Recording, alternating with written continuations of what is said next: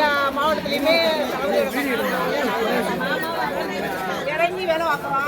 என்னென்ன வேணும்னு ஒவ்வொரு இடமா போய் நாங்கள் ரோடு சரியில்லைனாலும் கொஞ்சம் ரோடை போட்டு விடுறோம், கரண்ட் சரியில்லைனாலும் எடுத்து விடுறோம். எல்லா மக்களுக்கு என்ன தேவையோ அதை நாங்கள் இறங்கி போயிடுறோம். அதனால என்னென்ன ரீதியாக போங்க, கிளை ரீதியாக போங்க, அப்போ மக்களோட குறைகள் என்னென்னு தெரியும். மக்களை கலந்து போங்க இறங்கி எல்லா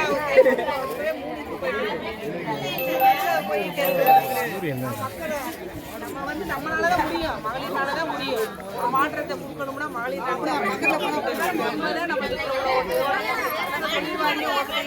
நம்ம தலைவலிக்கு ஓட்ட போடணும்னு சொல்ல வேண்டிய அவசியமே இல்லை.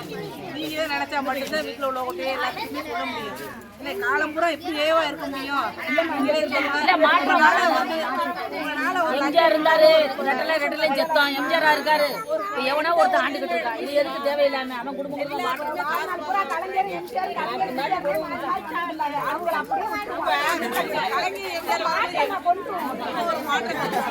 அதான் நினைக்கிறது. விலைவாசியில ஒன்றும் தங்கமே ஒரு லட்சம் வாங்கி போடுறாங்க.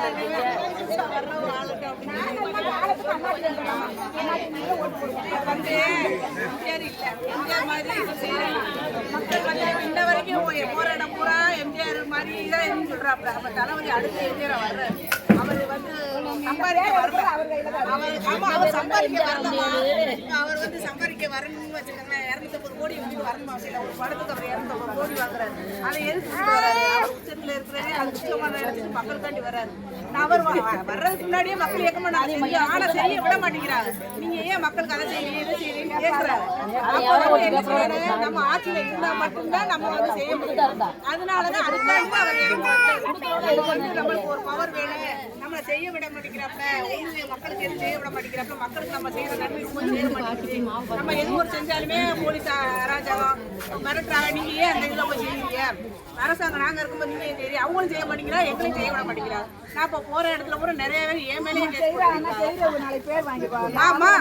அப்ப மக்கள் அதை உணரணும்னா அதுக்காண்டிதான் தளபதி வர்றாரு. நம்ம வந்து நம்ம ஒரு உண்மையோட செய்யணும். நம்ம ஒரு யார் நம்மளுக்கு ஒரு எதிர்ப்பு இல்லாம நம்ம செய்யணும்னா நம்ம ஆட்சிக்கு வரணும் அப்படின்னு சொல்லிதான் அவர் இறங்கியிருக்காரு.